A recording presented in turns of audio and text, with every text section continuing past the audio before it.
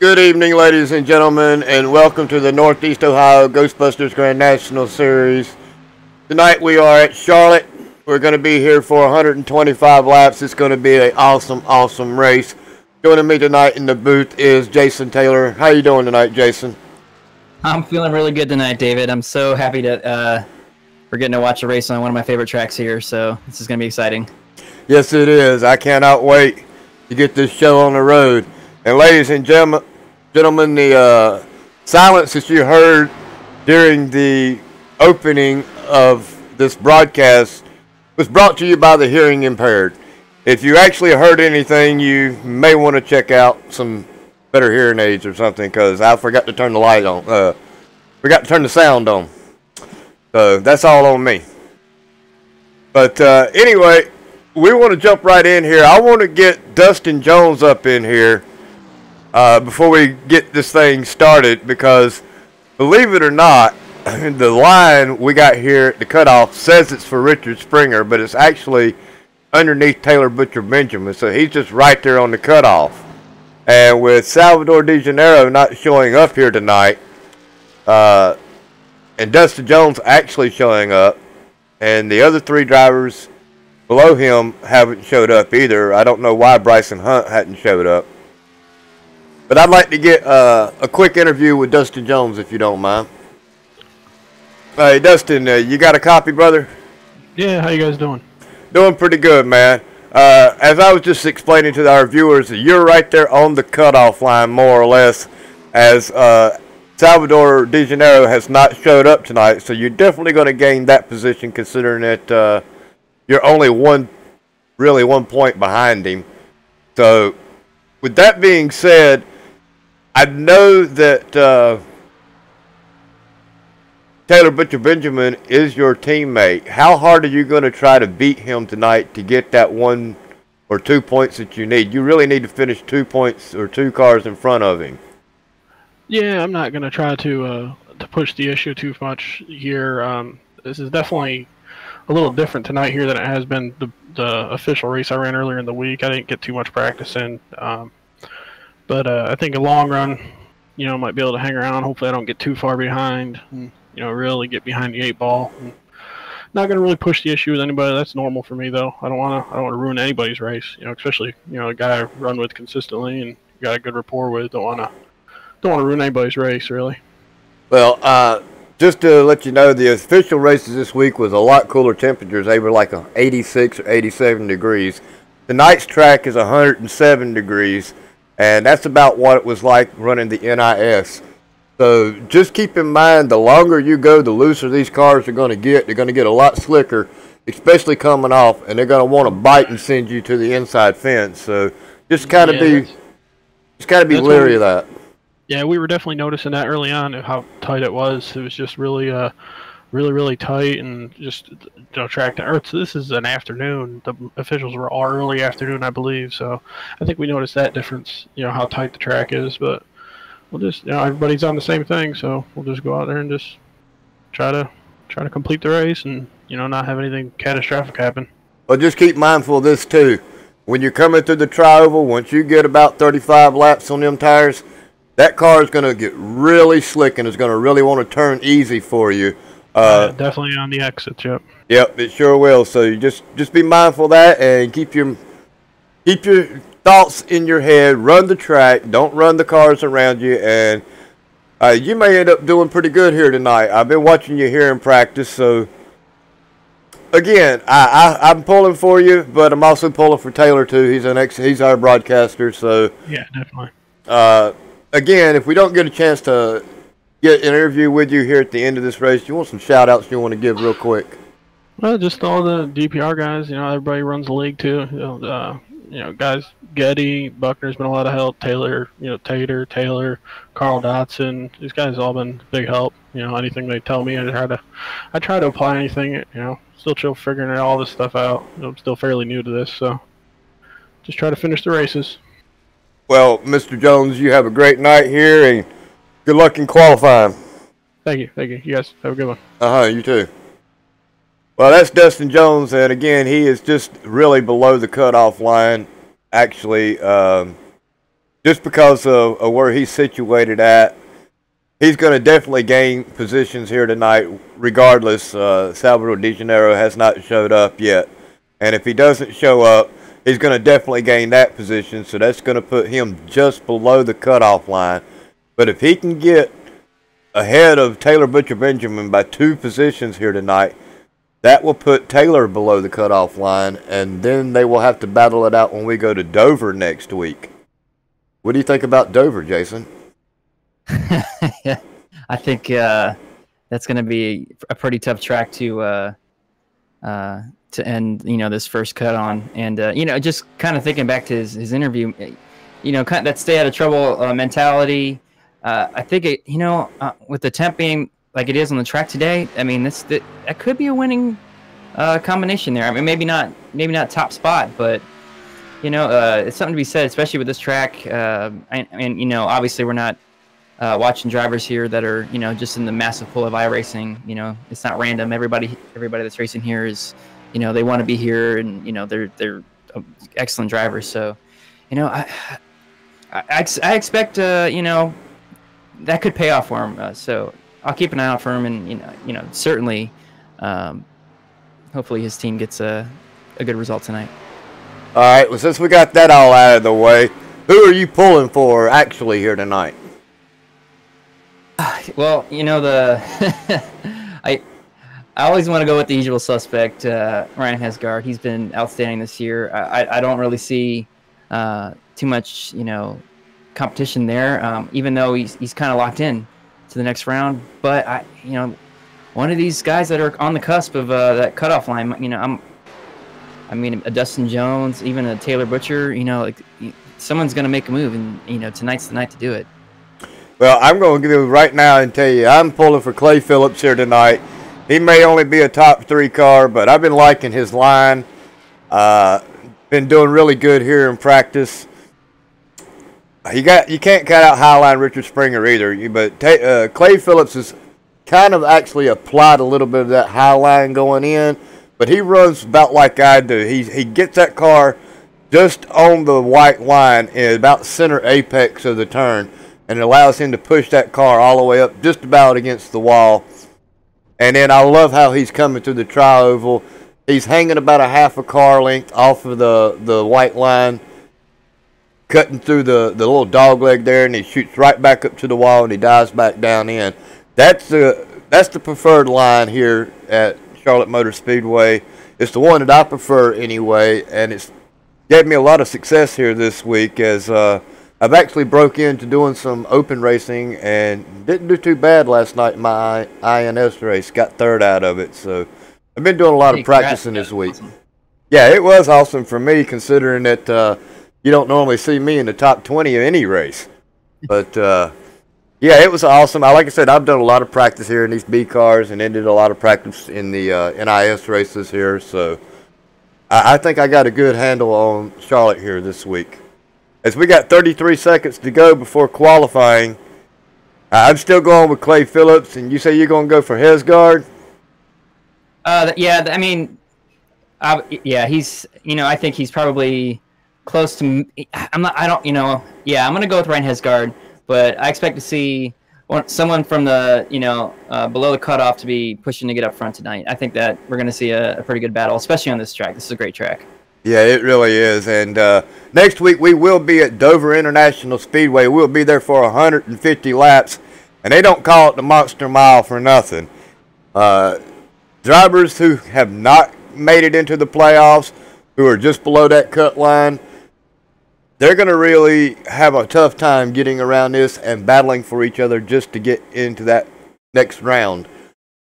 I really don't know really who to pull for on that end. You got Taylor Butcher Benjamin, who's had a lot of bad luck with internet connections. And then again, you got Dustin Jones. Dustin Jones has been minding his P's and Q's. He's been getting some pretty good finishes here lately. So just got to hope that Taylor Butcher Benjamin doesn't have a problem here tonight with his internet connection. Yeah, that's been kind of his Achilles heel this season. I feel for him. That's just so frustrating, and you know he can drive, and he wants to be out there, competing and pushing. So yeah, I just hope tonight he's got the gremlins stay out of the modem, so he can finish a race. Well, that's always the goal, is to at least finish the race. As we're watching James Pandolf come around for his first lap.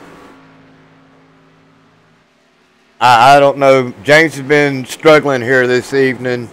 He's been breaking loose with these hot temperatures on the back stretch and through the front stretch, especially after he gets about 5 or 6 laps on his tires.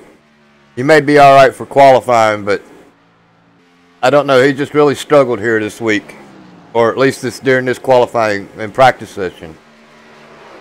You know, it could be one of those things where he's trying to get as much out of the car as he can for these qual laps, and yeah, I mean, obviously it's only 2 laps for qual, but you kind of want to, especially with iRacing, you can hit the reset button. You can get that feel for how hard you can push the car early, and he did take a little bit of wiggle there. So yeah, we'll see. Hopefully he's got a plan figured out here. Well, that lap did actually count, so put him up in the 5th place. Not too bad for Mr. Pandolf here this evening. We're going to jump right in here with Clay Phillips. Watch him get around this track. See how he does.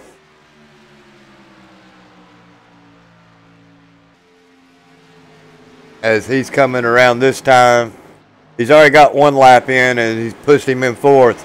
I just don't know that you can pick up any more speed on the 2nd lap. I've not been able to have success with that here lately. No, yeah, it certainly doesn't seem that way, but he's really getting in there on that low line. Yeah, he's. I mean, this is definitely a good line for race tempo, and if he just keeps what he's doing, try not to worry too much. It doesn't matter where he qualifies here, but if he can do that, he's going to be pretty good. Look at old Getty Buckner jumped up there into the 4th place. Clay Phillips moved back down to the 7th.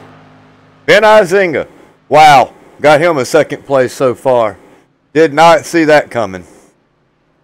This is the night. You gotta throw it all out there, because next week's not going to be a walk in the park, and certainly tonight's not either. But well, it looks like Taylor Butcher Benjamin is electing to take the last spot.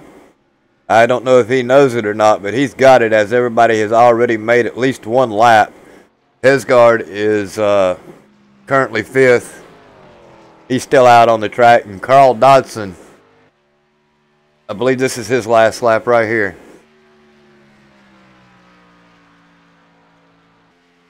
Dodson is into the 8th position. So with about 1.5 minutes to go, see if Dotson's able to improve. I know some guys like to run a really slow lap the 1st lap and then try to get all they can on the 2nd one, but like I said, I've just not had any luck with that. And I would have thought we would have seen more people getting into the 29s, but it looks like 30.1 with all this heat into the track gonna stop them from getting down in the 29 5s and 6s. yeah, it's certainly a hot one out there right now. Something I'm thinking about, how much of a role do you think, teams like the dysfunctional Patriots and S2R are going to be a factor in tonight's race? Because, I mean, they have a good showing, so. Well, almost 80% of the field is in either one of those 2 groups, so you can't count any of them out. But, I mean, you got to count the other drivers that are in just little leagues of their own, such as the Bad Boy Racings. Of course, Jeffrey Meyer and Matt Kleinsmith are not racing here tonight. But you got Bad Luck Racing with Clay Phillips and JP. And, boy, they sure did name their racing team really well, because, I mean, they get some bad luck everyone. Yeah, it was. Yeah, I felt last week that was rough.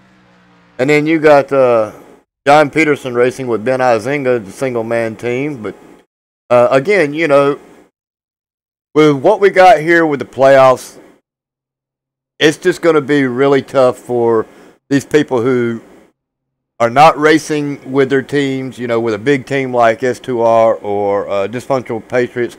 They put a lot of time and effort, and they practice a lot together.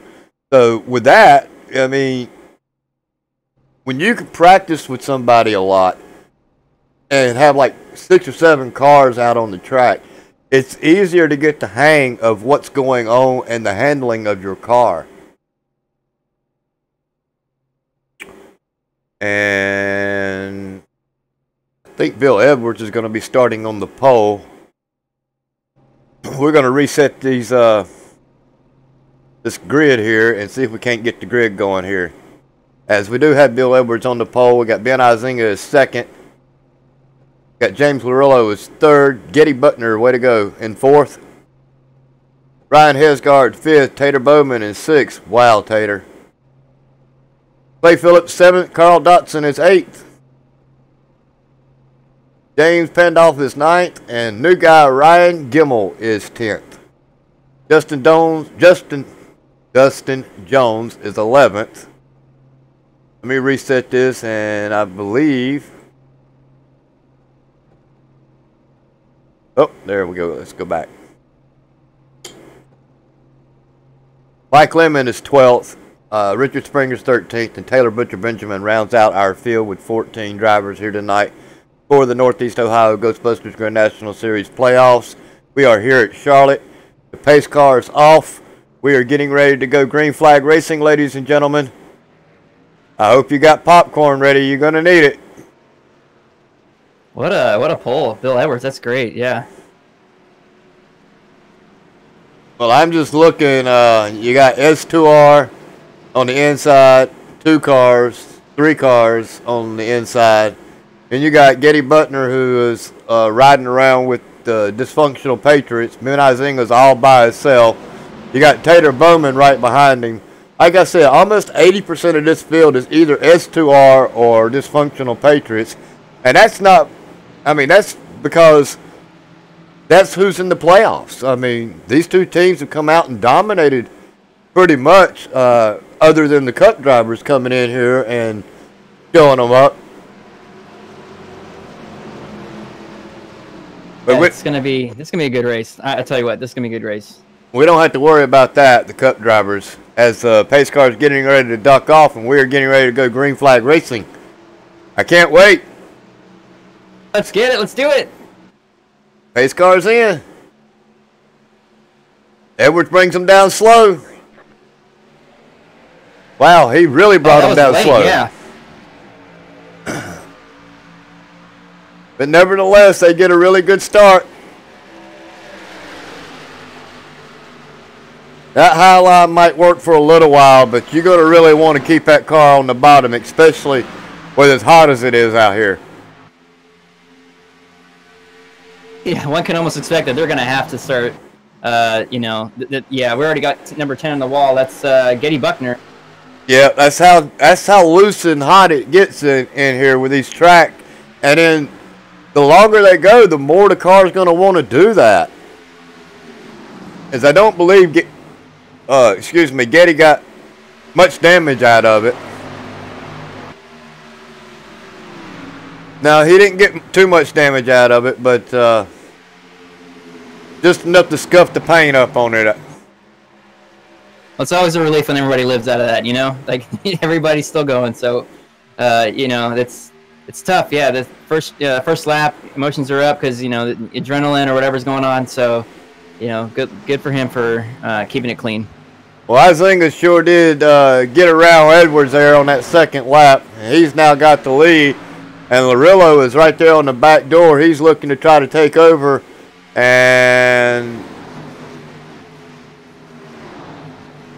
Carl Dotson is looking like he's having some trouble hanging on to his car.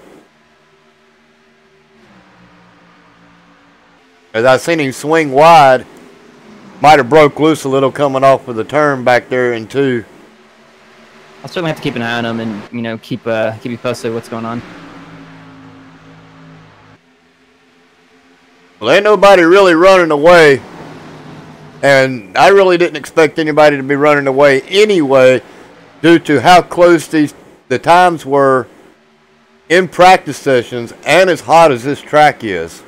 And, you know, I keep saying it's hot, it's hot, it's hot. Really, 107 degrees out here on this track is hot. I mean, oh yeah. You just don't know how slick it is until you've run about 20 laps and then you find out that the back end's going to step out on you or it steps out on you going in. That's the worst issue you can have, is it stepping out and you're overdriving it going into the turn. And you're usually used to this track having a lot of grip, and yeah, just these temperatures are going to be torture tonight. So I mean, this could be, it keeps the playing field pretty equal if you can, kind of stay clean and stay, at least for now, keep race pace. Which when I heard Dustin Jones say that he's going to try to stay to trouble, not try to hold anybody up. I mean, he's got just as much of a chance if we got guys battling up front really hard.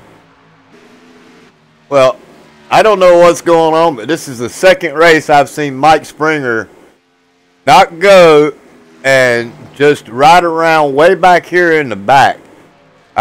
He is, just really above that cutoff line. Like I said, our marker's not right. The line is actually up underneath Taylor Butcher Benjamin, but I mean, still, you wanna finish in front of these drivers and not finish last. And Taylor Butcher Benjamin has not took the green flag. That's crazy. He has had some of the worst luck there is when it comes to connection issues. And as of right now, Dustin Jones will take over that cutoff line. Just that easy. I mean, he didn't even have to racing for it. I mean, that's just so unfortunate. It's been a common theme over the weeks, and I feel like I understand. I've had issues with my ISP before, and I had to have guys come out and fix that and clear that stuff up, and that might not be his case, but I certainly hope that going into the next season, if he's still running, that he's got one of these days he's got to get over that hump. This internet stuff. I feel for him, certainly. Well, I don't know if he's had a ISP come out and try to fix his issue, but the way it's working, or the way it's actually not working, it almost sounds to me like his network card is overheating at some point and is causing his connection issues. Now, I do work on computers a lot, but I would think about getting a new network card and putting it in, trying that. Certainly, and stuff like running wired rather than Wi-Fi, or even sometimes even a laptop can be a little bit cumbersome on iRacing. So, I wouldn't run on a laptop if you paid me, but I definitely wouldn't run iRacing on a wireless network. That's for sure. I want to be wired in. As Getty Butner and Tater Bowman is doing battle back here. Oh, and there goes Pandolf. They kept it clean. It's still wow. going, but oh man. They saved it. I don't know how they saved it, but they saved it. Take a quick look at that again. As we're going to ride with James Pandolf, as he's the one that ends up getting turned.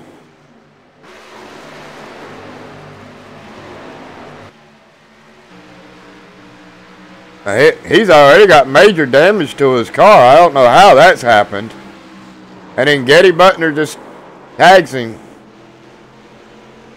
That might just have been a graphics thing. But they did save it. And Ryan Gemmel's, I think he's going to, his spoiler has to be, he's got to be losing speed here. So just another unfortunate contact for James. But hopefully, pit stop here, I'd be crossing for a caution and cross my fingers for a caution. And, hopefully I'm not the one that brings it out. Because I really would like to get that damage fixed, or at least get it started. Well, it looks to me like he just got a little bit of right front fender damage. Oh, here it comes. There's the yellow. And that was Mike Lemon, I believe, getting into James.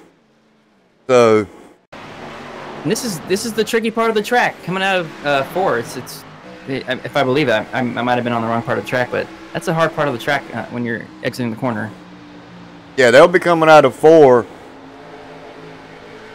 And James looked like he just turned down into him like the like the car grabbed too much of a bite and pulled him right on down. That's what I was talking about. But it's like lap 15, like I've been expecting. What the tires usually about 30, lap 30 is when it happens. Is you'll come off that turn 4, and you don't have to turn it much, and that car will just dart to the inside there, and that's almost what looked like happened to James there. And I think kind of go with that, because I think two things happen. Yes, James came in because that probably, like you said, but Mike Lemon, when you're carrying speed on the inside like that, you have to track out. So that car's gonna carry speed, and it's just really hard to to not drift up, especially coming out of 4. Well, and you're going to drift up a lot even more because of the temperatures out there. It's going to be so slick you can't keep it down there on the bottom like you would want. Exactly, yeah. As it looks like the whole field is electing to come in and grab their fresh tires and some go-go juice, which is not a bad call. You can go 55 laps and basically they can cut this race in half now. Don't have to worry about it. And they can do one more stop and be done at 55 laps. And I think this is good. This is a good situation for Dustin Jones. He said he was going to keep it clean. I mean, it's still early. We're on lap 16, and he's kind of shuffling up. He's in the top 10 now. It's not a big field, but that if he keeps doing what he's doing, like I said earlier, he's just gonna. If we keep getting more cautions, he's just gonna keep moving up. Well, that's all he needs to do. Is he really just needs to finish this race, and I would like to see him finish this race with no incidences and no damage, because that would give him a little bit better cushion going into Dover.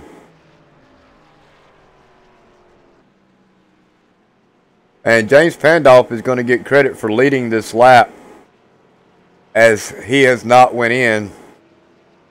I'm sure he's going to come in next time around. I can't see why he wouldn't.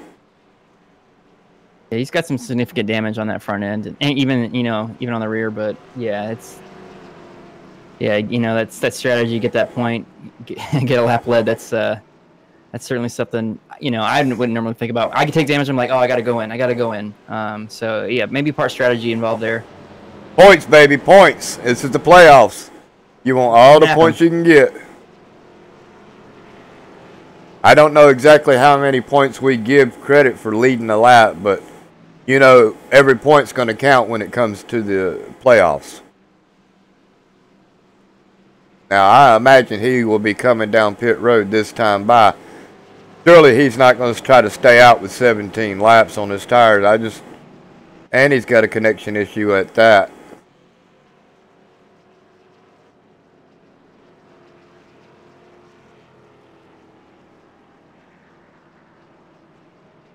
And he does. He elects to come to the end. Hopefully his connection issue kind of settles out when he's taking repair. If he takes repair. I'd imagine he'd have to. I would. There's plenty of race left. Well, he's got plenty of time to get those repairs made if it turns out to be quick yellows, back to back. But I don't see too many yellows happening here tonight. And it looks like Izinga is electing to take the outside, which is not a bad call. Probably where I would want to be on my restart of the race is on the outside. It gives me a little bit better chance of not spinning my tires, and gives me a chance to get that long run going in and arcing down to the center and maybe cutting off Bill Edwards from a run. And the restarts, any restarts on the leader, it's not like the start where they go on green. It's this time it's if that pace car goes in, he can just put the gas down. Or he can wait like Williams did when he started the race.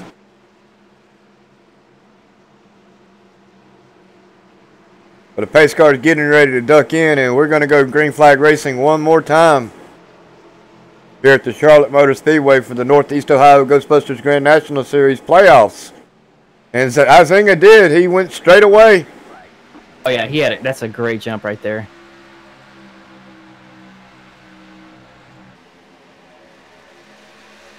Ryan Hesgard's on the move.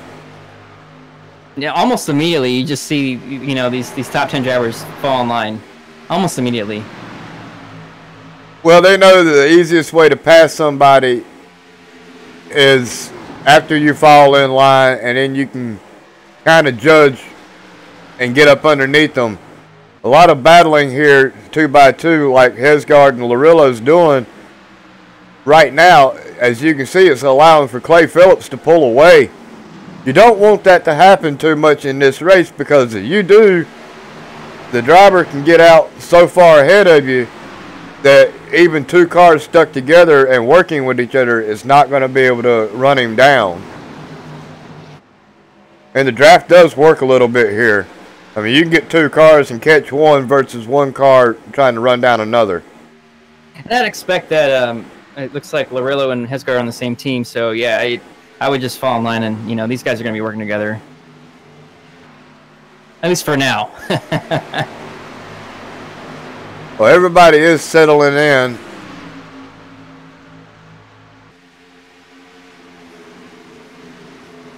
Looks like Richard Springer's got him a little bit of right side damage already as well.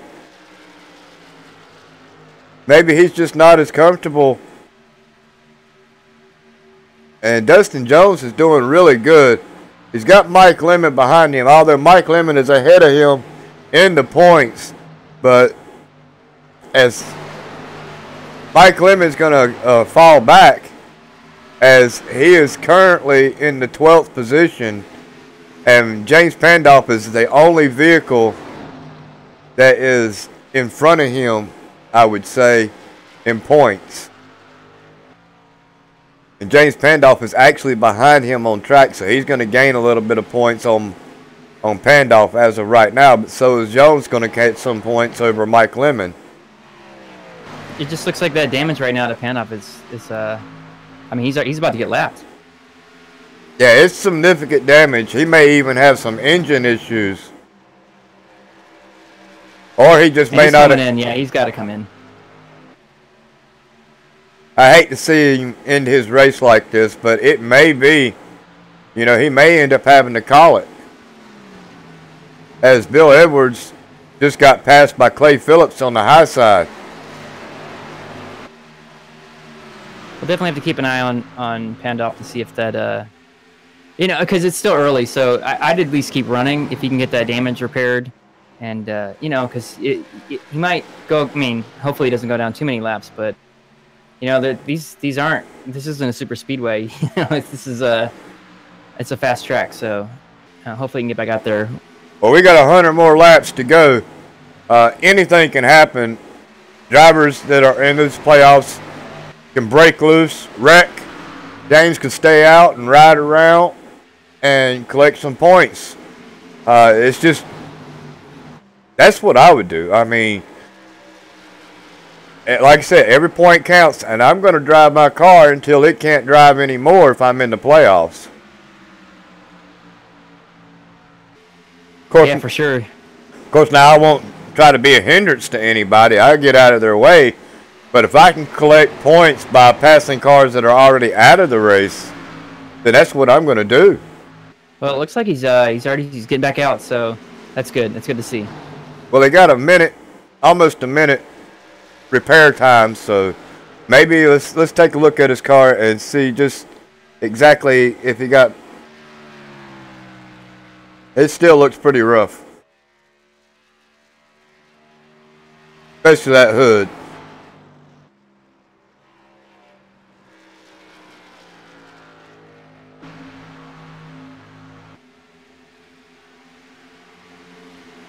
Now we got a good battle going on right here between Tater Bowman, the new guy, Ryan Gimble, and Getty Butner.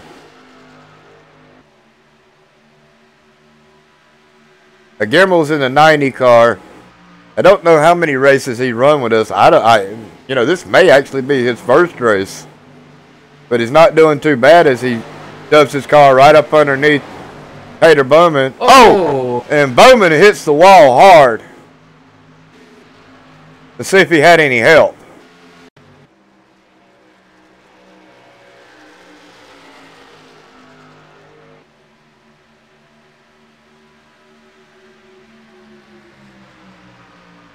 They're going to take off down here into turn 1.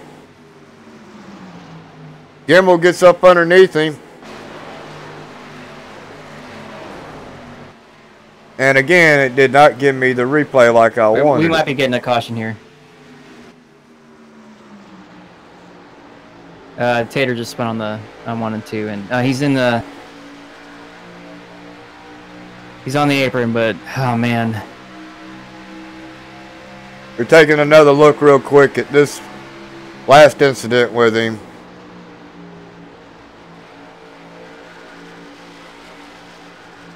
Oh, Gimbal just barely comes up and grabs his nose.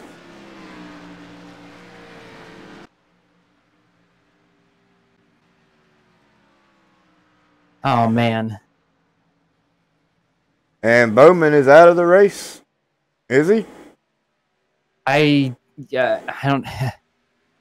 I look. That's what it looks like. Wow, that's quite unfortunate. I mean, that's, oh man, that's such a hard call. Yeah, or it's.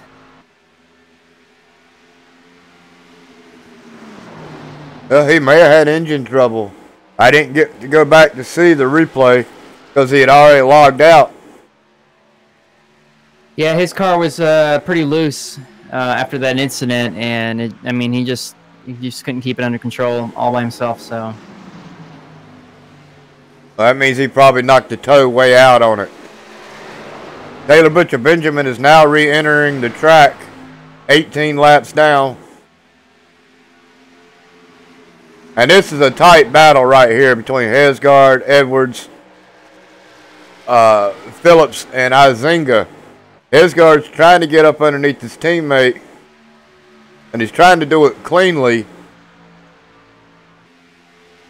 But my man Clay Phillips is still up here in second. He's not let Izinga run away with this race. And the rest of these cars are really spread out. Phillips goes to the inside of Izinga. Hesgard to the inside of Edwards. Edwards pushes up really hard right there. Yeah, he had to back off there. That was close, to be honest with you. Izinga maintains his lead. Clay Phillips was unable to make that pass stick.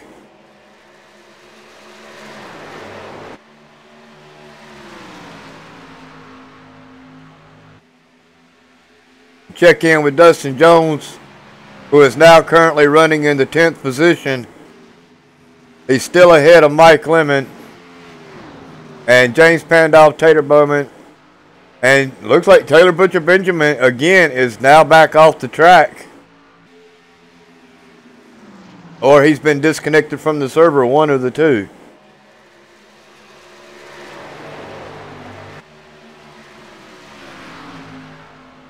Oh, something wild happened with Clay Phillips right there.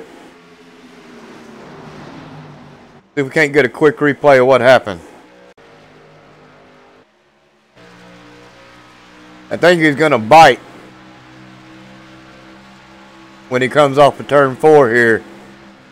And that's going to be what I've been talking about all race long.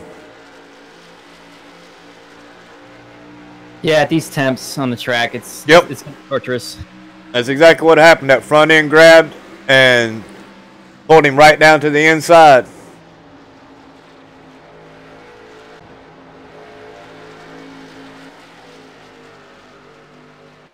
You know, they're already running it in the top 5. It's what, a little over a second over their fastest time. So yeah, these temperatures are definitely playing a major factor in their race tonight. And you know, the top 5 seem to have it figured out.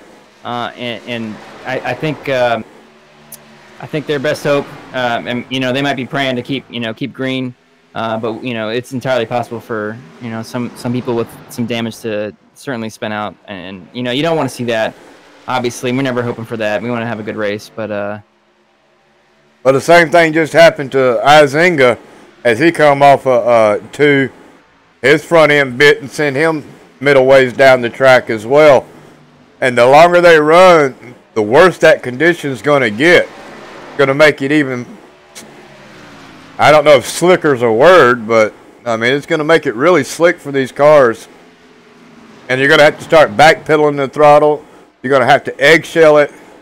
You may not even be able to get full pedal on it. As I noticed during my NS race, there in the last 15 laps of my 55 lap run, I was only able to get about 3/4 of a throttle through the tri-oval, because if I tried to go wide open, it would pull me, literally pull my car to the inside of the grass.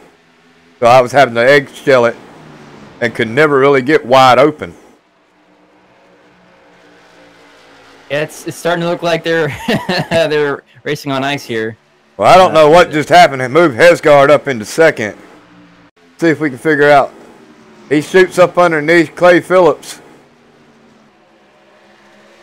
It kind of seemed to me that Clay just kind of like took the outside and just took it a little slower. I'm not exactly positive that's what happened, but I just think he took some of the the throttle out and was just playing it safe. Yeah, and he let Bill Edwards go with him. It's probably not a bad call. Let these guys tear up their cars. Let them tear up the tires. Run that high line. Save a little bit. Something for the end of this race.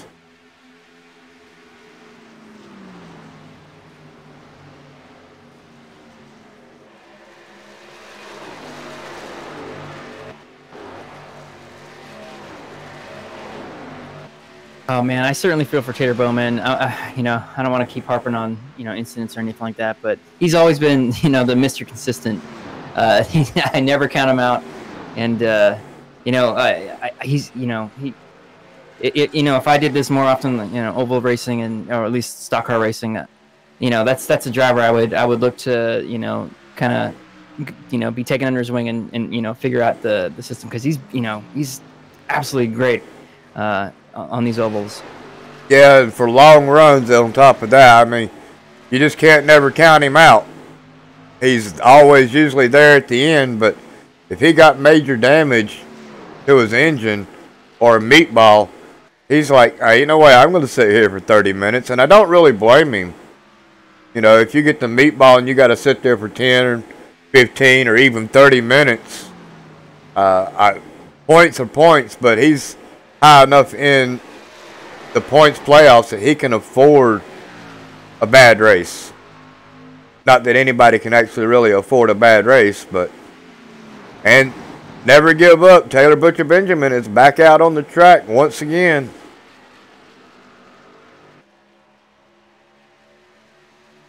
And he's may actually end up, if he can get some laps in, gain over Bowman. And Pandolf is back out on the track as well, as he's still having some major connection issues. Pandolf is actually only 3 laps down. Oh, that's the thing. You just get back out there and run laps. Hey, you're not going to be competing for the top spot, but anything can happen. So yeah, it's always just at least in my experience, because I'm not the most experienced stock car driver, just get back out there, run clean laps, and just you might pick up a couple positions, and that's tremendously helpful, especially in a playoff situation. So we've had 2 yellows, is that correct? I believe we've only had 1. We've only had the one. We should have had 2. Right. Yeah. When Tater went out, he was all by himself, so it went down into the apron. So we are pretty lucky that we didn't have a caution. No, we had that Pandolf accident as well. Remember Pandolf? Yeah. So we have had 2 yellows. Oh, have we? Yeah, I believe so. But it's not going to really matter, as Hesgard is doing everything he can to get around Izinga, and I believe he's going to make it right here. He's got up underneath him. Can he make it stick? Izinga. The question is, did Izinga take the right line and not, because sometimes a driver will kind of, adjust their line when they see someone take the inside. So it looks like Izinga made the steady call and just kept doing what he was doing. Well, you're still able to carry so much speed running that high line, but you got to really worry about slamming that outside wall doing so, as it's almost like being on the bottom where you have to let off, keep from getting in the car above you versus, now you got to worry about hitting that outside wall instead of a car. Man, Hesgaard's there. Yeah, I think he's probably evaluating, the tactic that he's going to need to use to get around Izinga. He's probably going to shadow his line here or make him think, sometimes it'll be hard with the temperature being as it is, but I think it'll be pretty hard for him to dive down inside to take the lead. Well, these gentlemen are working on lap 32, so they're going to be coming in with at least in another 20 laps, I would assume. 20 to 23 laps. They got to come in and grab at least some gas and some tires. And if I'm not mistaken, you can actually go about 60 laps on fuel, but you're not going to want to be out there that long. And then, as hot as it is, your spotter's probably going to yell at you at about 50 if that right front tire is wearing out. Now, how a spotter knows, I'll never know, but iRacing spotters know when that right front tire is getting ready to wear out.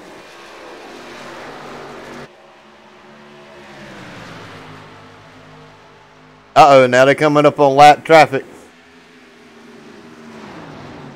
Yeah, Izinga may use Pandolf as a pick. And now Hesgaard's going to use him as a pick. Going to make Izinga be stuck in behind him. Oh, that's not going to work. Hang into it, James. Oh, right into the wall he went. He got out of everybody's way. He was able to hold it up there. Way to go, James. Not too bad, I got to say. Oh, Clay just bounced off the wall. Hesgaard is working his way. Izinga's not letting him get away with it. He breaks a little loose coming off through the try over there. I think he's going to be able to fight him back.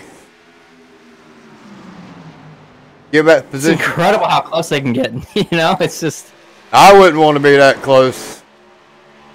Izinga finally gives up and let him go. Maybe he's going to try to shoot for a crossover, but I would just ride it out. I wouldn't try to push the issue. I've already led a bunch of laps. I'd sit right there, be content, riding in behind Hesgaard, let him get a few laps in, hope he doesn't make a mistake in front of me, and start thinking about getting set up for my pit stop.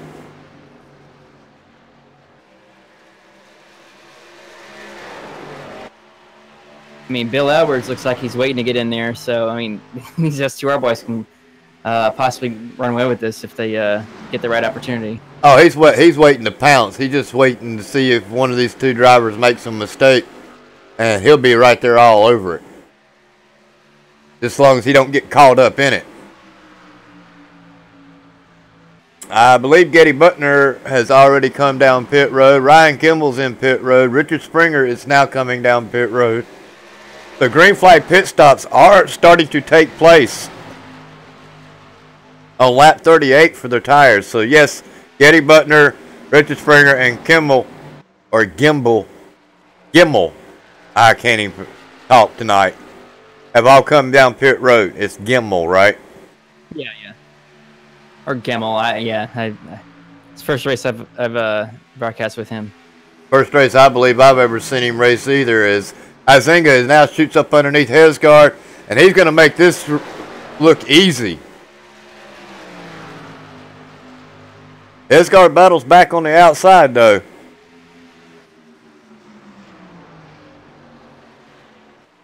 They're putting on a show. I gotta say. Hesgaard wants it.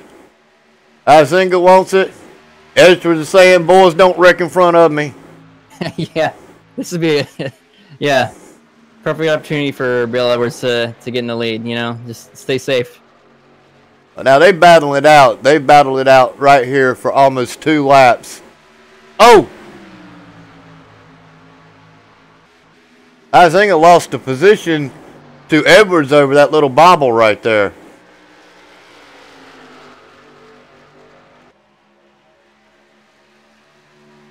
To give up second position, to Edwards. Now we have two S2R drivers running first and second. Van Huizinga's third, and Clay Phillips is gaining on all three of them. Which is probably what Clay's been sitting here doing. He's probably just been sitting back riding, saving his tires. More you can save, the faster you'll be at the end of a run. Exactly, and they're certainly pushing it pretty good up there in the front. So, as long as they push it, Clay's going to run them down. And what I worry about now is you got 30 or 40 laps on your tires. I believe they have actually got 42 laps on their tires. They're going to get about another 10 laps. And what's going to happen is they're going to try to come down pit road, and that right front tire is not going to bite. And they're going to slide, and they're going to slip.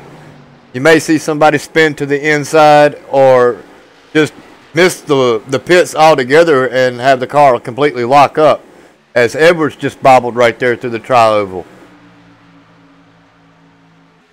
You know, that's something I wonder if they work on in practice. You know, do they change conditions? Do they change, you know, track condition, temperature? And, you know, on these, do they practice these long runs? That's something that I think S2R has been consistent doing this year, and it's been showing, especially with Ryan Hesgaard. He's been killing it this year, and you know, I just think it rubs off, honestly. Oh, tag! You're it. Huizinga just got all in the back end of Bill Edwards, as Edwards had to check up to keep from hitting the wall. And yes, S2R does do a lot of that practice for different temperatures, and they do a lot of long flag runs. They'll usually run it like normal stock temperature for like the pickup races to practice qualifying, because then that gives them an idea of where they're going to be at for qual. But I do know that Hesgaard does do temperature changes for practicing on long runs. If that answers your question. Yeah, I do believe that does answer my question. That's it shows. It honestly shows, because there's almost no way to consistently run this well, and you know, all you're doing is coming out here for practice laps and, you know, right before the race. It's just, you know that's not what they're doing. They didn't get in the playoffs by doing that.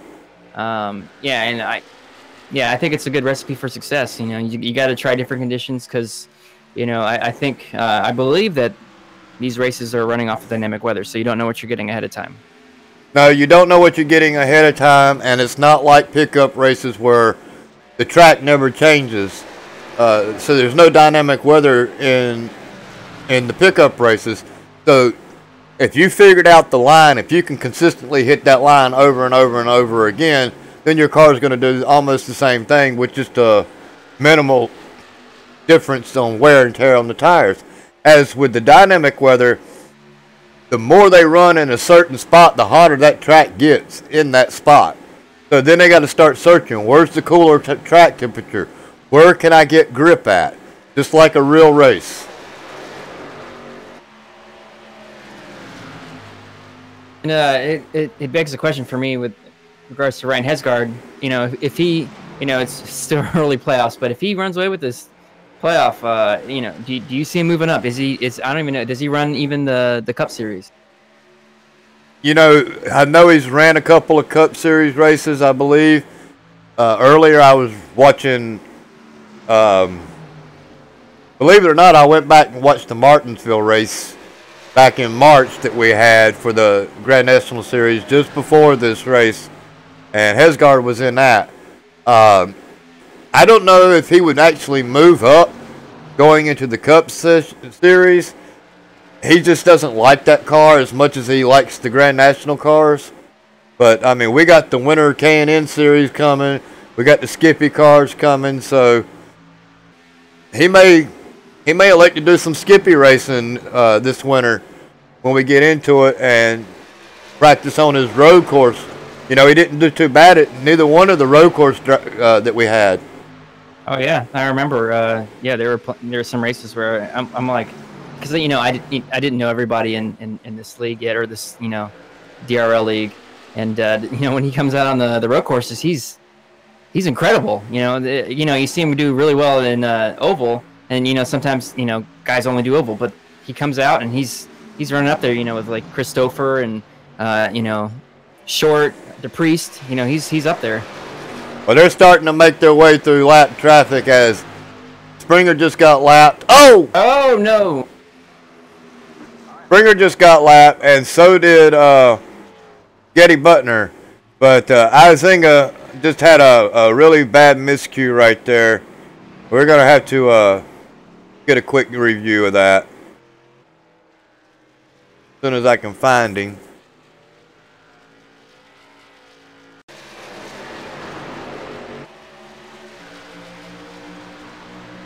Oh, he just broke loose there going down the straightaway and got into Springer.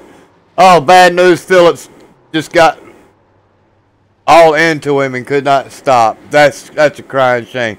Both of them drivers are going to have to come down and get some repairs made. That's unreal. Clay Phillips was doing really good. Back end looks good. Front end, not so good. And he was just waiting to pounce, you know, on that. I just, oh man. Richard Springer's cars tore all to pieces in the front end. Wow, people just knocked the cone down.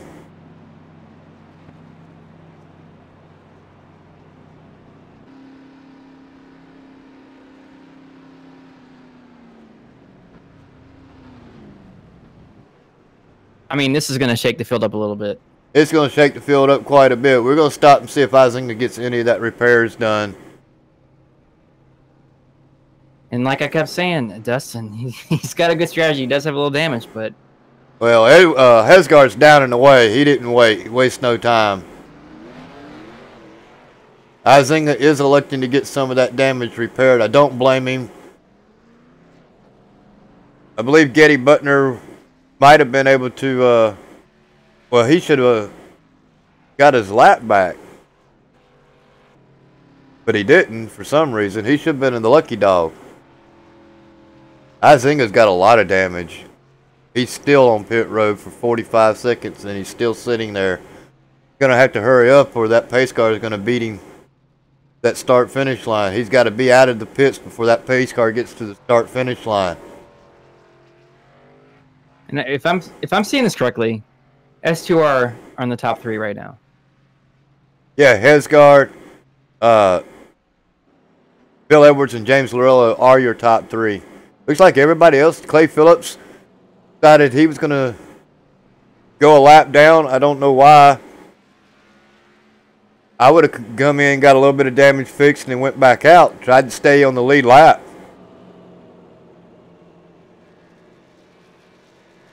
But Phillips and Izinga was in there for quite a long time. Izinga did make it out, so he's still on the lead lap. But he is just barely on the lead lap. And Dustin Jones up to 5th. This is his fortunes have kind of looked up here. Clay Phillips' steering wheel might have been knocked out of position or something. He's been on pit road for quite some time.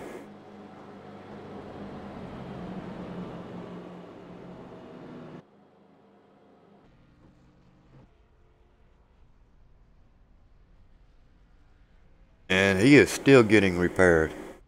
As we are getting ready to go back green flag racing, the lights should be going out this time by.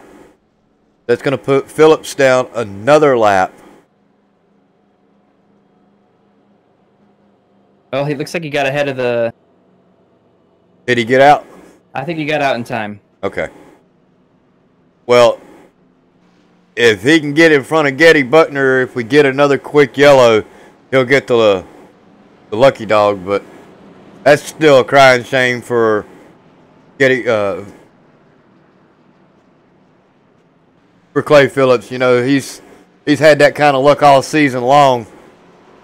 He's running a really good race. If there's an accident, he's bound to find it.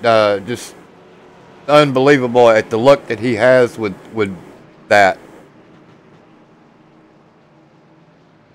And I can't even I say... certainly empathize with him because I definitely know what that's like. I had that all season in the IndyCar series, and yeah, it's a tough one. You know, I'm looking around, and there's only 2 cars that I know for a fact that have no damage, and that's Hesgard and Larillo, and maybe possibly Edwards. And Edwards, did not get a good start.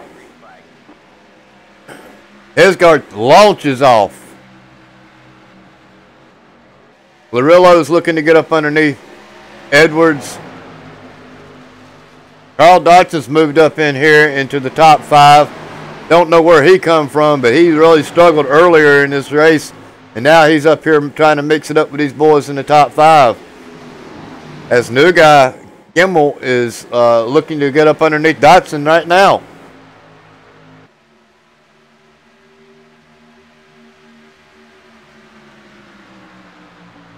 Ben Izinga's trying to follow him through. He's trying to get up here and get back. I think he got most of his damage fixed.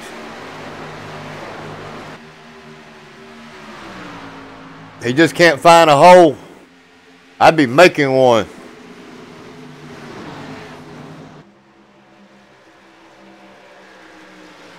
Oh man, this is trying to find the words. Awesome. Gimmel. Yeah, he's pushing it. You can push it all you want for the first 10 laps with new Superman tires, but after that, you got to really drive the car. Oh, there went Clay Phillips again. Broke loose and back here in the back. See exactly what happened there. He's battling it out with Getty Butner. Getty gets by him.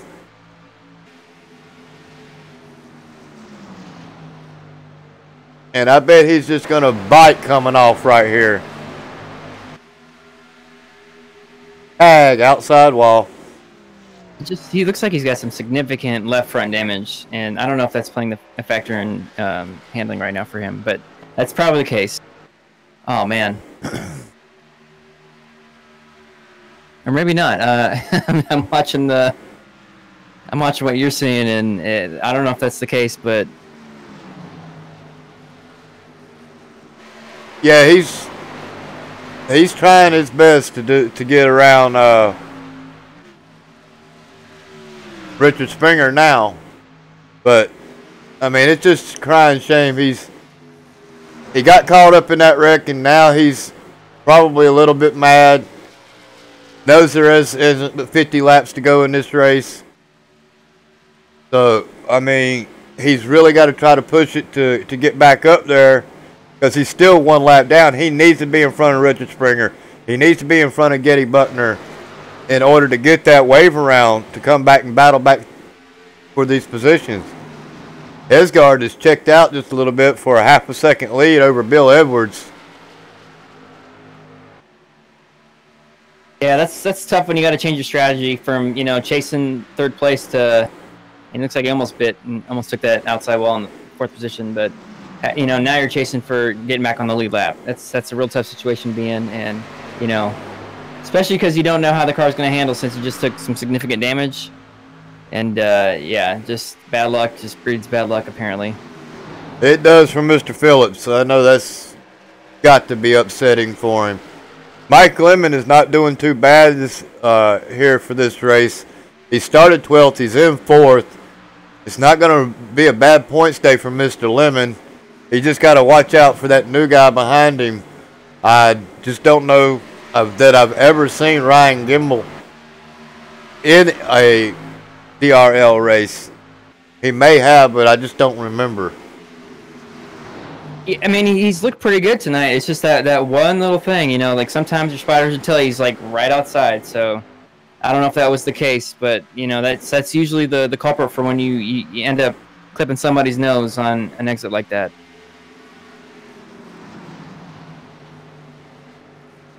And it's unfortunate that it happened to Tater, and I'm sure Ryan Gimmel didn't. Certainly I'm sure he didn't plan on ruining somebody's race. And If I'm Ryan Gimmel, I would, I'm sure, that can't feel good.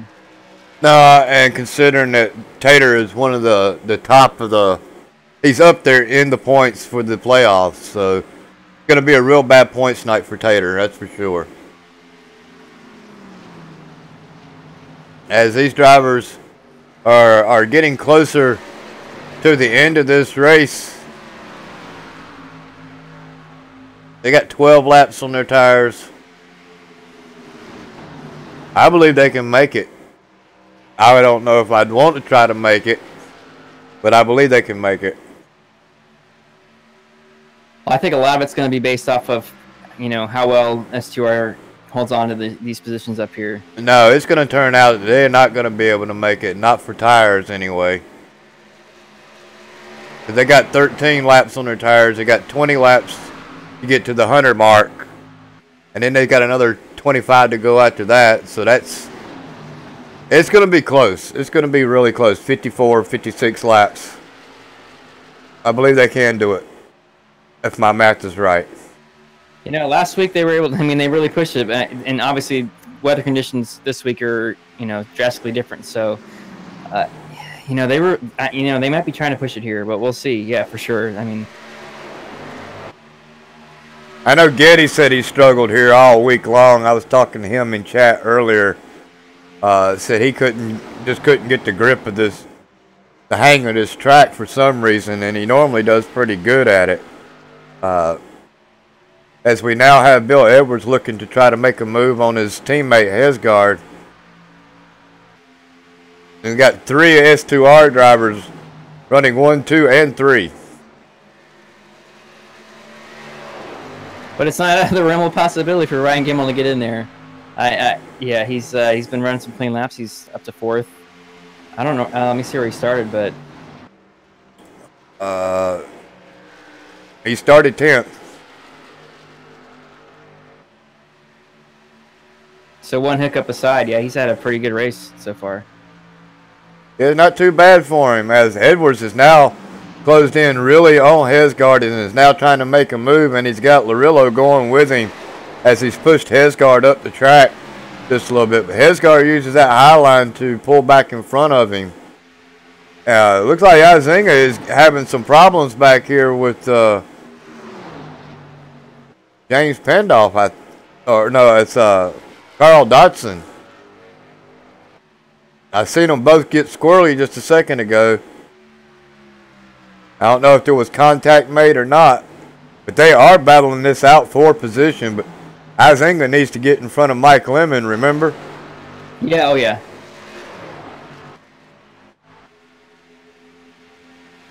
It's gonna be tough. That's a tough. I mean, certainly if he's trying to, you know, defend Carl Dotson off, I mean, I don't know if he's gonna have the speed to catch Mike.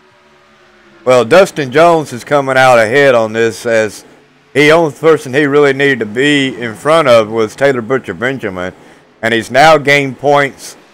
Well, he's got points over Richard Springer. He's got points over Clay Phillips, Taylor Butcher Benjamin, James Pandolf, and Tater Bowman. So he's going to have a really, really good points day here. As he started 11th, he's 8th. But, I mean, awesome drive. His car still looks fairly decent. He has been tagged in the rear, and he's... Oh, hang on to it. Oh, I was just talking all good about him, too. Oh, no, the curse got him. Yep, I should not have been talking about him. But still, he's had a really good race. And now this is a game changer. We'll do a quick replay on that. I know he's wishing I wouldn't, but... and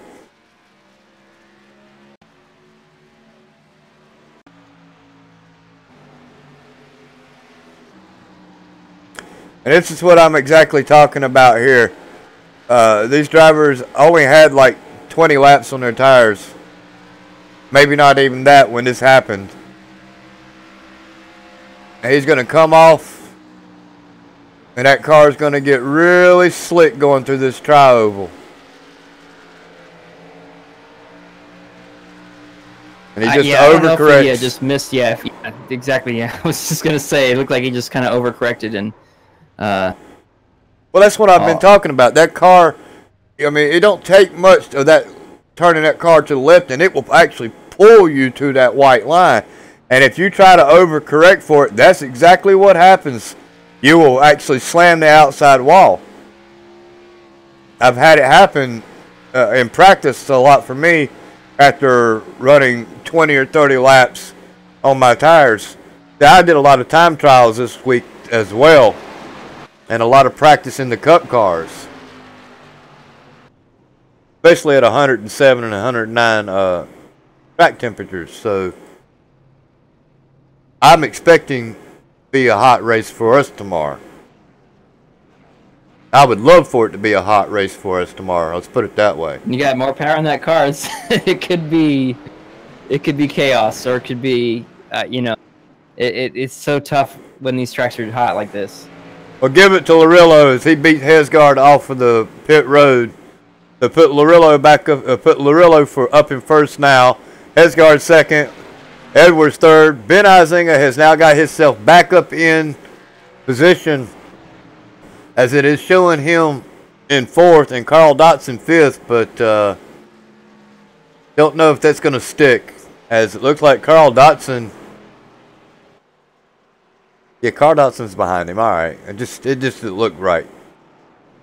I've been watching the S2R team up here up front, and normally, my perception would be that they'd be working together, but it actually appears to me as they're racing each other pretty hard here. So I don't know if the gloves have completely come off here, or like the best driver is up front here. It's just, yeah. I mean, normally you'd see maybe Ryan. I don't know if this is historically a good track for him. You normally see him up front.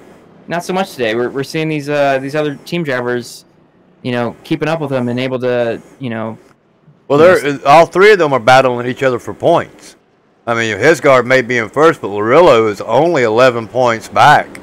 And then William Edwards is 23 points back. So Edwards really needs to finish in front of Hesgard and take a win. Larillo needs to win as well, but Larillo is in second place. So I'm sure he would like to lock up a win as well and try to secure himself into the playoffs. As nobody is guaranteed except for Hesgard that I know of, if I'm not mistaken, going into Dover. And Dover will be the cutoff race. You don't make it to that 12th position, you're gone. I believe it's the 12th position. 10th position. You don't make it into the 10th position, you're gone. I think next week's going to be a nail biter. I think we're going to see a lot of drivers putting it, putting on the line there. I mean, you'd have to if you're under that cutoff. You have to make a move. Try to be safe, try to be smart, but it's no time to completely play safe. Trying to be safe, trying to play it smart, and going for a win. I don't know that can happen. It's probably going to turn out to be like the Roval we had this week at Dover. Oh, man. That was absolutely the worst race I have ever seen. I'm hoping that's the first and the last time they ever run that track. That was the first time they did is that the new configuration of Roval? I didn't completely watch everything this weekend, but... Yeah, it was a mess. And some of the rules that they had, making drivers stop and go to avoid bringing out the full course yellow. Drivers just completely overdriving the turn. Turn one, it was follow the leader for one crash, and it was just hilarious. One driver drives in and everybody else piles in behind him. Well, we got a good restart this time. Hesgard is gone. He takes it over away from Larillo. Izinga moves himself back up into third, jumps up around Edwards. Izinga's not giving up on this race. He's got his repairs made. He's back on the lead lap.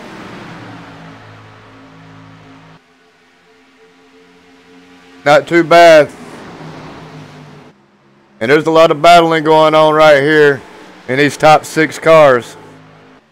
I mean, this is just what Izinga needed. He definitely needed a caution to get back in here. You got Edwards trying to make the move on the inside of him now. Izinga lets him go temporarily, but it looks like he's going to try that crossover move.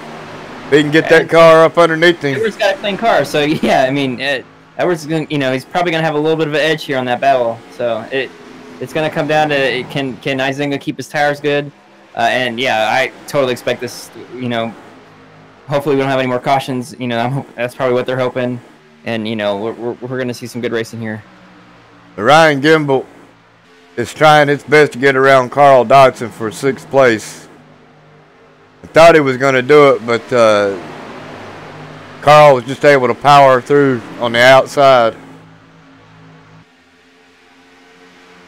Oh no, this has not been a bad race. Clay Phillips is still 1 lap down. He is looking to try to get back on the lead lap, and he is in 10th position. Oh, don't tag him now. Sitting here watching Gimmel. I mean, he was all over the back end of Dotson. If he'd been any closer, he'd have been making him a sandwich.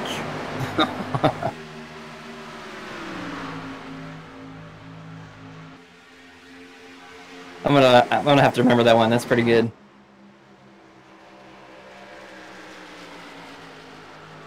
Hey, I come up with some good ones sometimes. Well, Hesgard is doing exactly what he needs to do. He's got to do it for another 29 laps, and he'll walk away with win number 2 in the playoffs, if I'm not mistaken. Tell you what, right now, thinking about that, being on the same team, I mean, the gloves have got to come off. I mean, I want to win here. He's good. He's a great driver. Bill Edwards, James Arillo, they're good drivers. So. Yeah, if I had a chance to get him stuck up on the high side with 3 to go, I would hope my friend Edwards would go with me and help me get just that much closer up into the points for me. Edwards is already up there, so Larillo's up there. He needs to let Edwards get in front of him and push him to the win so he can get just a little bit closer to the top. But I don't see that going to happen. They may be teammates, but they ain't planning that far ahead. Yeah, definitely not. But they're keeping it close. I think we're going to see some pretty. Oh yeah, he's going to try and make that move early, maybe. I don't know. It looks like he wants it. Yeah, he looks like he wants it, and Hesgard looked like he almost got into the outside wall.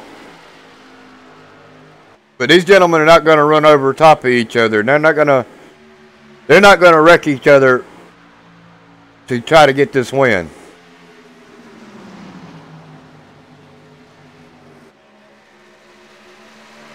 And you got Ben Izinga just waiting to pounce. His car has a little damage, but it only takes one mistake, and he's back in it. And let that mistake happen with Larillo and Edwards, and he'll be right there, as long as he can avoid it. He's got to avoid the wreck. And I know these 3 drivers are saying, please, let's don't wreck. Let's get these last 25 laps in green. And really, nobody's checked out this whole race. I mean, it's been a really close, good race.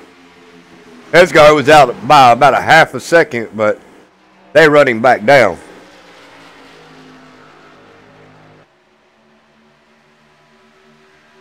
It's certainly interesting to see the different lines in the team here. Well, that's people searching. They're searching for that grip. What will make me just a little bit faster next time around? Did that work? Did that not work? What do I got to do?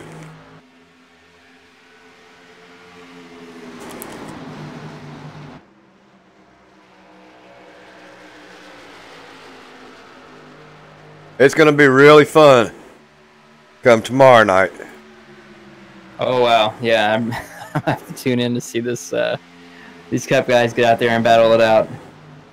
It's a different story. I mean, these cars here, all you got to do is really crack the throttle a little bit, ease back into it, make sure you're not power horsing it really hard coming off, and you're pretty good to go. Man, them cup cars, you better not slam that gas pedal down to the floor. If you do, you're going for a ride. You almost want to start out in third gear if you're back there in the back, just to keep from running over somebody and spinning your tires. I know a lot of people saying that's what they were doing.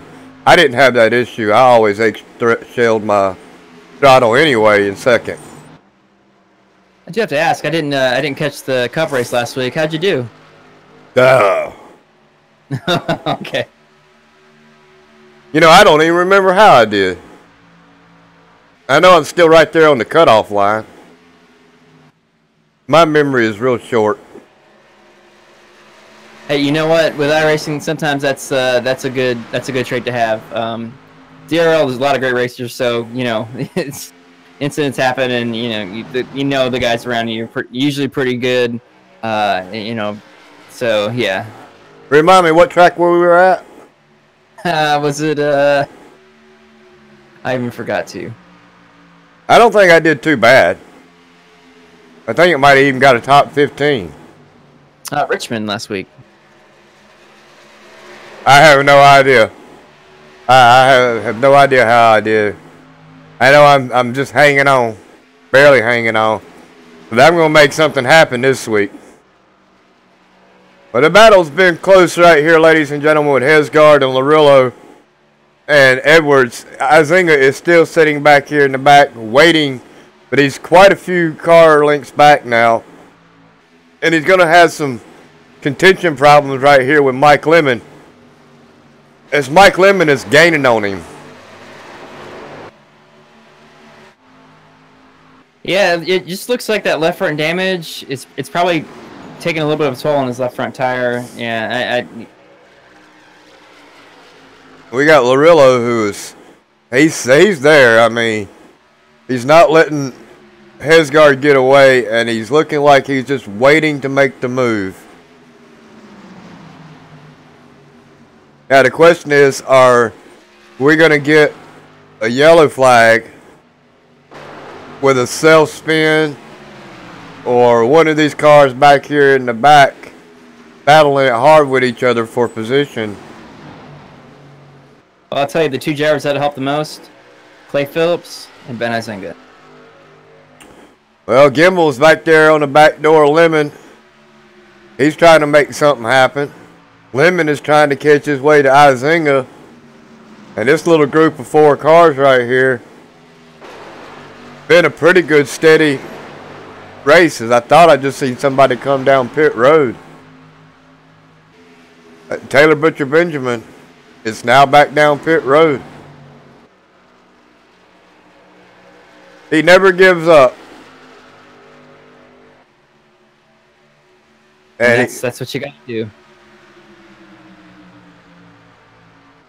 Randolph hasn't given up either. He is only 4 laps or 5 laps down. He's still in his race.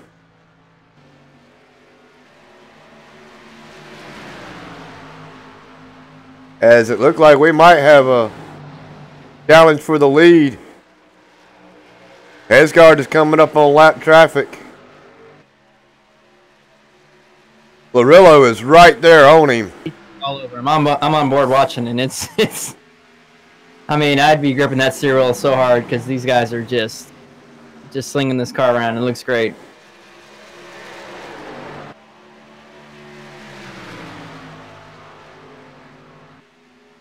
Well, I don't believe anybody will be coming down pit road unless there's a yellow. Wow, Larillo's all over him, man. He is right there. He's just looking to make a move. And you know Hesgard knows he's there.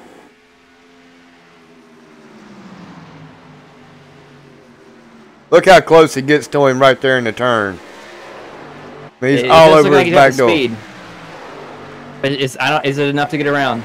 You know, he's got to wait for either that mistake or, you know, if a caution comes out, he's got to get on pit road and just get back out real quick. But he definitely has enough to, you can see him slide a little bit, but yeah, he's definitely got enough to Or at least I saw a little slide. I'm on board with him.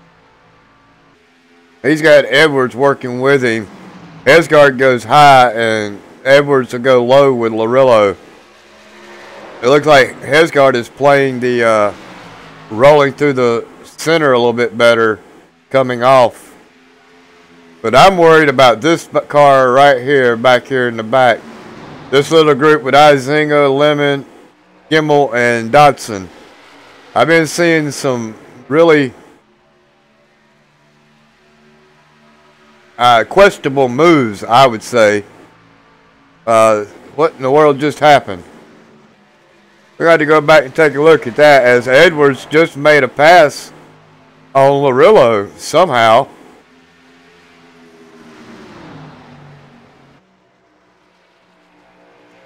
He gets up underneath him, coming off of 4. And makes that pass clean before he gets down into turn 1. Oh, Hesgard blinked.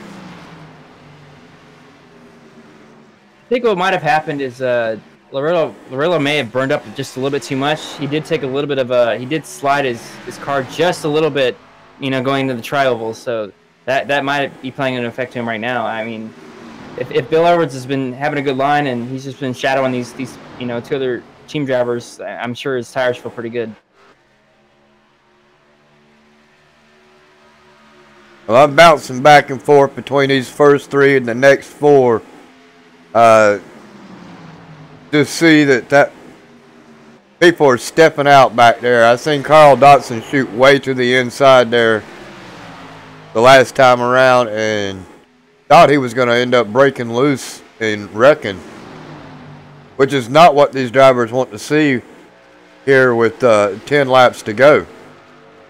Looks like Ryan Gimmel just grabbed the wall. He's lost a ton of speed. Yeah, he's slow on the back stretch. Back up here, I'm just waiting.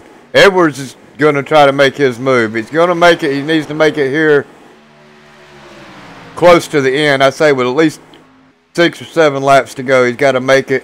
That way it can stick and block the crossover.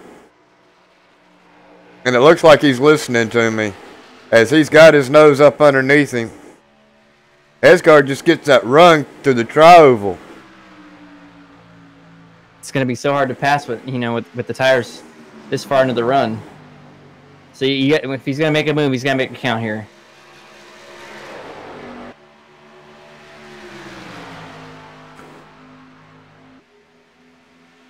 And Ryan Hesgard, he's been running such a good line throughout the entire track here. So he's going to have his work cut out for him. No, I would be thinking about giving him a little bump up out of the way. I mean, he teammate or not, I need a win. I wouldn't wreck him, but I'd scare him. It's certainly a tough call. You know, Hesgard's a great racer. I mean, all 3 have been class of the field tonight, so this is a... Look at that run he gets. And he's having to check up in the awkward spot right there coming off. I think if he could just get up underneath him cleanly and force him up, he may actually be able to complete that pass. But you got Larillo sitting right there waiting for a mistake by either one of them.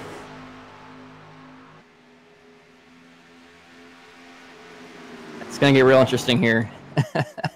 Yeah, with about 6 laps to go, ladies and gentlemen, it is going to get tight and close. And Ben Izinga and Mike Lemon are fighting over 4th and 5th here. Well, they are battling this out, and this is for position and for points. Ben Izinga wants to stay in front of Mike Lemon, as Mike Lemon's high up on the tree. Yeah, Mike might have the speed, but Izinga's been, you know, he's been defending really well. You know, I keep saying that, but I don't think Izinga's... No, Izinga is not in the points race. It's Dustin Jones I keep thinking about. And Dustin Jones is... He's back there in the back behind James Pandolph in 11th position. in the pit lane right now. He's been there for a while. Larillo, while we were doing all that, has made it around Williams. Williams is now coming, trying to get back around him. As long as they battle it out, Hesgaard's going to pull away.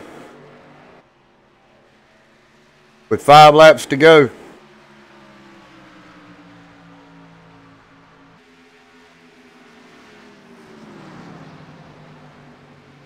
Just don't know if they can get back to Hesgaard now.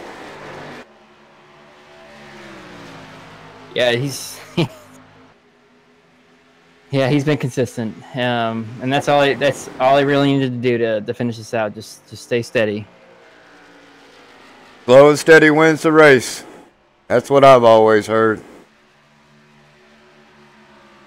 And tires is what wins races. Never mind, that didn't even get a chuckle out of you. Yeah, well, I guess the lapometer, it's picky and choosy for me, but I was looking around. In all honesty, I would have laughed at that. I just like messing with my camera. Days of Thunder joke out of it, but 3 laps to go, 0.4 of a second back. Larillo needs to gain quite a bit if he's going to try to do anything, as we now have 2 laps to go. He's cutting that lead down. He's trying to give it everything he's got.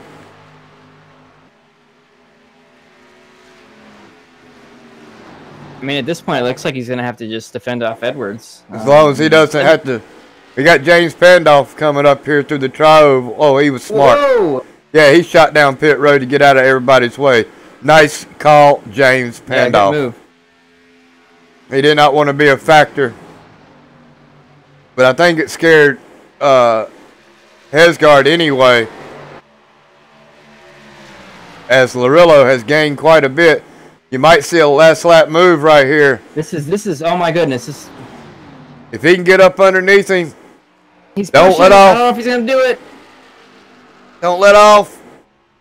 Cross him over. Oh, so close. Close. So close. Wow. What a finish. You got Hesgaard first, Larillo second, Edwards third. Ben Isinger comes home fourth, Mike Lemon fifth, Carl Dodson sixth, Ryan Gimbel, the new guy, seventh, Richard Springer eighth, Clay Phillips, not too bad, finishes out in the top 10, 1 lap down. James Pandolf, 10th. Dustin Jones did exactly what he needed to do. He finished in front of Taylor Butcher Benjamin. He gains points on top of Tater Bowman as well, so not a bad night for Dustin Jones. He may be still right there on the cusp, as he's only 1 position in front of Taylor Butcher Benjamin. So, got to run down to Dover. Going to come down to Dover for the cutoff. Wow. Tell you what, last lap theatrics. I forgot the English language on that last lap. From just seeing Pandolf go in like that, and James Earl had a shot, and it just wow, he just all the way to the end. Well, let's start with Mike Lemon, and let's see if we can't get a quick interview with him real quick. I'm looking through. Did he? Oh, he may not even be in voice, as I don't think he ever really shows up. You want to grab Ben Isinger? All right, here he is. You got Lemon? Right here. You got a copy? Mike Lemon, you there? This is David. Yeah, I got you. Well, man, not bad. Not a bad night for you at all. Got you a top 5 out of it. So, kind of walk us through your race, man. Oh, I'm slow. That's all I know. And the whole race I was learning. And then I don't know what happened with James there, really bad. But then I don't know, pit strategy came in, and I just kind of followed those guys and tried to learn how to do it. Well, you learned pretty fast. You went from 12th to 5th. You're going to have a good points night, top 5 again. So, what do you aspects, and what do you think about going into Dover next week? I believe last time I was pretty quick there, top 5, I think. I hit a good battle with Ben there. That was pretty fun at the end. I don't know. I'm happy if I get top 5. Well, top 5s are top 5s, and they bring you that much closer to the points. So, congratulations, starting 12th, finishing in 5th. You got anything for him, Jason? No, it looked great. I mean, I'm trying. It was so much going on, but did you have a little damage there? Because I know you were giving, I think, a good run there. Yeah, I did, but I don't think it was really hurting me. I'm just terrible at this track. So and then I got into the turn 3. I got in the back of him, almost turned him. So I was kind of timid there for a little bit. Well, what I saw, like, it looked like he had the speed, but it just looked like it just didn't kind of work out, getting around him there. But certainly top 5 is a great finish, and certainly best of luck next week, because this is this race tonight was a nail biter. I really enjoyed watching all of you race tonight. Okay, thanks guys for letting me do this. Any shout outs you want to give real quick, Mr. Lemon? Yeah, the Northeast Ohio Ghostbusters, and you guys for putting on a good show. Well, we appreciate it, and so does Northeast Ohio Ghostbusters Grand National Series. We'll catch you at Dover. Get your practice in this week. It's going to be a monster of a mile, brother. Sounds good. All right. Have a good evening now. Still no chuckle. I mean, what does a guy got to do to get some comedian time in? I gotta go back and relive some Days of Thunder and all the good stuff from days past. Yeah. We got Mr. Izinga coming up. He started this race second. He finishes 4th. It's not a bad night for him overall. Can't say enough about how well he drove his car. He did have that one little mishap. But Mr. Izinga, talk us about your race. Yeah, we qualified pretty well. I didn't think I would run very well at all tonight, so it was all kind of a surprise to me. Pretty decent one. Yeah, qualified pretty well, ran great, and had one little issue, and that kind of ruined it for me. Well, you sure wasn't letting Hesgard get away there at the beginning, and you actually checked out there for a little bit.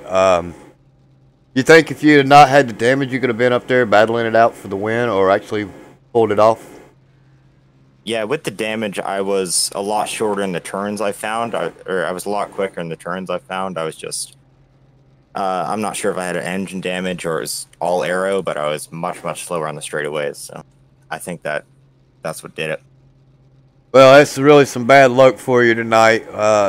Kept saying that you was in the playoffs all race, and finally double checked, and you're not in either one of the playoffs, are you? No, I'm running Grand National for points, but didn't make the playoffs. Well, crying shame. I think I sent you a mail letting you know that I was trying to pull to get you into the playoffs. But anyway, you did an awesome job here. Learning experience. Come back next season. You'll be in the playoffs. I'll guarantee it. And that's my prediction. Well, Mr. Izinga, you got anybody you want to give a shout out to? Yeah, USCRL Racing, Stefco Racing Engines, Ryan Hesgard, you raced me really clean. Same with Bill Edwards, Mike Lemon, all those guys. I got to thank you guys for broadcasting. All the guys who run the league, Martin, James, all those guys. Well, that's some kind words from you, Mr. Izinga. And again, congratulations on your top 4 finish. You come back, run the rookie series, run our winter series with us. Get some time in the K&N cars or the Skippy Barbers. Come back and run in the next season, and I look forward to running against you. I enjoy running against you anyway. So again, congratulations. Thank you. Well, I don't know what these guys are doing. Edwards and them look like they're going backwards on the road course, but let's find out what's going on. We're going to be talking to Bill Edwards, who started this race in first, believe it or not, and he ends up finishing third. What's going on there, Edwards? Oh, that was fun, man. That was a blast. What was y'all doing in the infield there? Oh, we had to stop and get a drink at the bar in the infield there. Oh, is that what it was? Yeah. Well, we was. Well deserved, I say. I thought you was trying to run the Roval backwards. But anyway, you started first, man. You finished as third. Great points night for you. Walk us through your race. Why didn't you take Hesgard out when you had a chance? All that good stuff. Well, you know, we were talking about it. I was a little quicker coming in to the turn than he was, but he was a little quicker coming out. You know, honestly, this is way more fun. You know, I probably could have moved him a little bit, but I would have taken the risk of him spinning and James crashing into him, and I didn't want to do that. So I'll be happy with a third place and all of us S2R guys getting to play around out here for a little bit. Well, as long as y'all keep doing that, you're going to stay above the cutoff mark, at least for this round anyway. Thoughts or concerns going into Dover? Oh, we're going to practice, just like we did this week. Well, you know, practice does make perfect. With that being said, Mr. Edwards, anybody you want to give a quick shout out to? Oh, yeah. Yep. Got a shout out to, you know, you guys, DRL, Ghostbusters, all the great fun that you guys let us have out here racing around. I got to give a shout out to my mom, who's always watches every night, every time we race. Hi, Mom. Hi, Mom. Shout out to my girlfriend, both my kids, all these S2R guys that make it so much fun here to race and compete with, and it's just a blast. It's a great night for whole S2R team. You got anything for him there, Jason? I just gotta ask because you know the top three's all on the same team. You guys raced. From what we saw up here, it was like real hard racing tonight, and I'm just wondering, are these gloves gonna come off at some point, progressing in these playoffs? Because I mean, you all are really good. Oh yeah, I mean, Homestead. We didn't give anybody any slack tonight. That's for sure. We were all out there racing. You know, I'm racing them the same way I'd race anybody else. I want to drive fast and get around them if I can. If I can't, you know, I gotta take my position. I don't want to be the driver that goes out there and just wrecks people every week. Oh, I resemble that remark. It happens sometimes, you know. I know I ain't perfect either. Well, Mr. Edwards, again, congratulations on the top three finish and your climb up there into the point standings. Look forward to seeing you at Dover, man. All right, man. We'll be there. All right, have a good night. And Larillo's already jumped off the screen. See if you can find him in the chat down there in S2R. Yeah, I'm just moving everybody around here. There we go. Mr. Larillo, got a copy, brother? Gotcha, fellas. I'm going to do it one more time just for old time's sakes. Larillo, not too bad. You started third and you finished second. Talk us about your race, man. I'll take it, man. I need a couple more laps to get to Ryan there, but that was a great race, awesome racing, and just got to make it through Dover to get into the next round. Yeah, well, I believe you'd have had Hesgard if you hadn't made that last little mistake. Do you know what that was? Letting Bill buy me? Well, yeah, you did, but you kind of wobbled there a little bit through the tri-oval and either checked up or, I don't know, it just looked kind of funny, and then Hesgard checked out there. Yeah, it was me trying to get all I could coming across the line, and it was so slick there at the end of those tires. Yeah, I kind of knew it would be as I practiced most of this week with the 107, 109 degree temperatures. I know exactly what y'all were going through, especially on a 50 or 45 lap run. It gets so slick out there, and it's so hard to drive coming through the tri-oval. A car just wants to bite and send you to the inside. Man, but you still did an awesome job. You, Edwards, and Hesgard. Anybody you want to give a quick shout out to? Yeah, I just want to give thanks to the league, Dynasty Racing, and Northeast Ohio Ghostbusters for sponsoring, and this Team S2R. That's pretty awesome. 1, 2, 3 in the playoffs here, and hopefully we can keep it going next week. Well, you know, next week's the Monster Mile. Yeah, Ryan's a little bit better there than me, so hopefully I can get some practice in this week and catch him. Well, you know, there's always the bumper. I'll use it if I need to, but that's more like Homestead. That's what I just said to Williams. But anyway, congratulations. Can't get enough of watching you race, dude. Top second in the points. So you hang in there. Maybe you'll get Hesgard at the end and walk away with a championship. Hope so. We'll keep racing. Appreciate it, guys. Yes, sir. Have a great night. You too.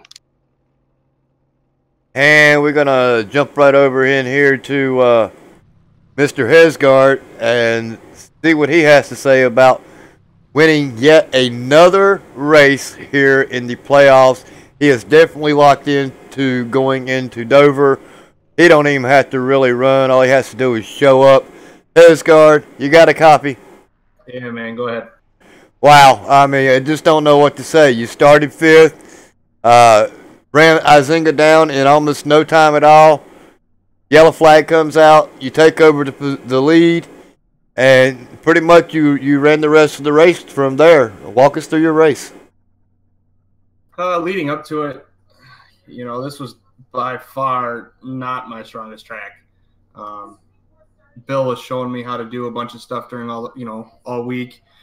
But we had been practicing in the afternoon, and then we come in here and it's the daytime, and we're like, uh-oh. And Bill and James, they had figured out something right away, so I kind of,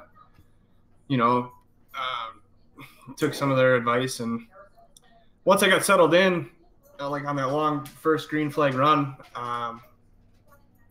just kind of, I got in a good rhythm there, and I like a looser race car anyway, so it played right into my strengths. And yeah, luckily we ran down Izinga, and I feel bad for him, man. He had a solid shot at winning this race, and just I didn't get to see the replay or anything yet, but I feel bad. I just seen him spinning in the mirror. But yeah, he raced me extremely hard there for the lead, and kudos to him for not bumping each other or nothing like that. And I don't know. And then we got a couple cautions in there, and that last one, I got one of the best restarts I think I've ever had, and I think James kind of spun his tires a little bit, so I got the lead. And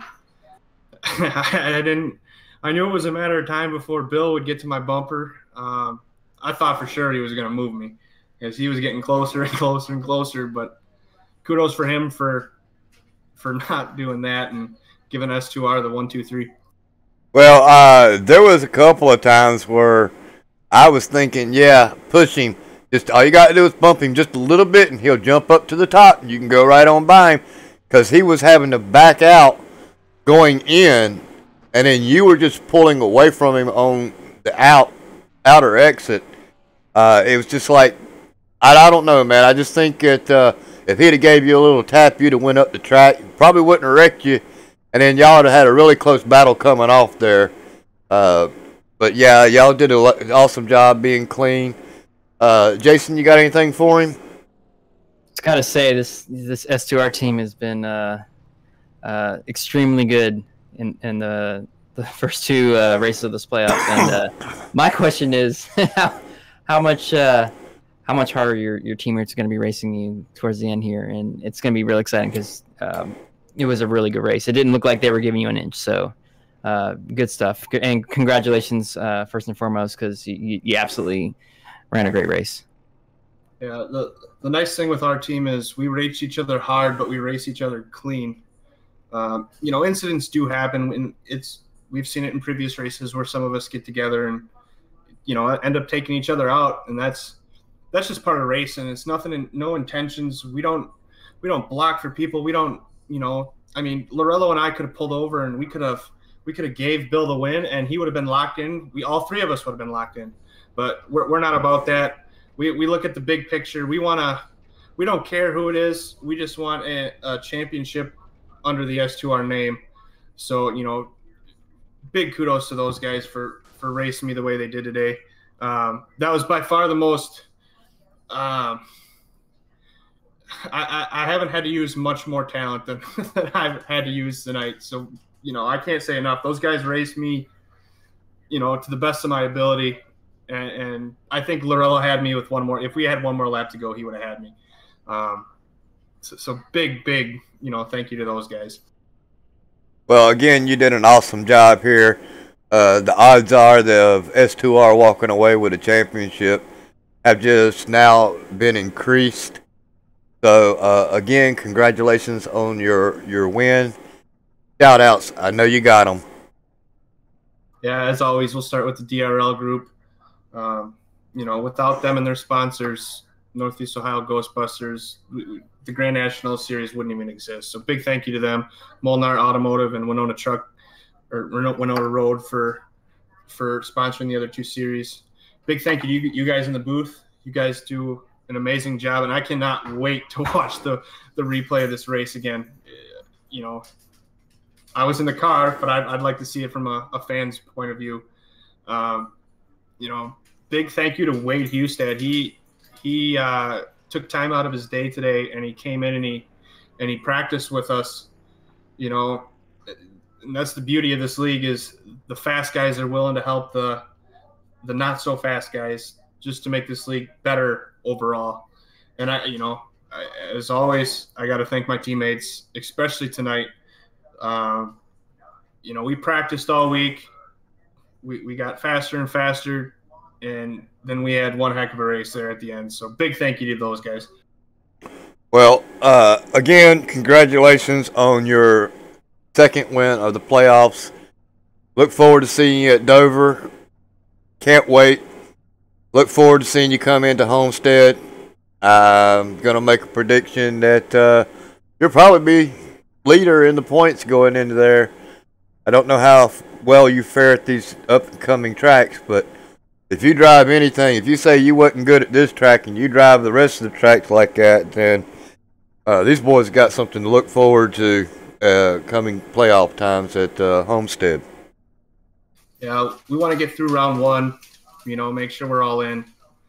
And then it's a tough break for Sally. He's got school and work popping up at the worst time possible. So I don't know if he'll be able to finish out the season or not. I hope he does. I hope we can get him practiced up and get him a solid finish next week. And hopefully he can make it into round two. Who's this? Salvador De Janeiro. Yeah, I don't know what happened to him, but he's definitely going to have a good showing come Dover, because if he don't, he's going to be out of it, if I'm not mistaken. Let me take a quick look at the points. Salvador De Janeiro is just under the cut line. Taylor Butcher Benjamin, because he showed up, will gain points on him.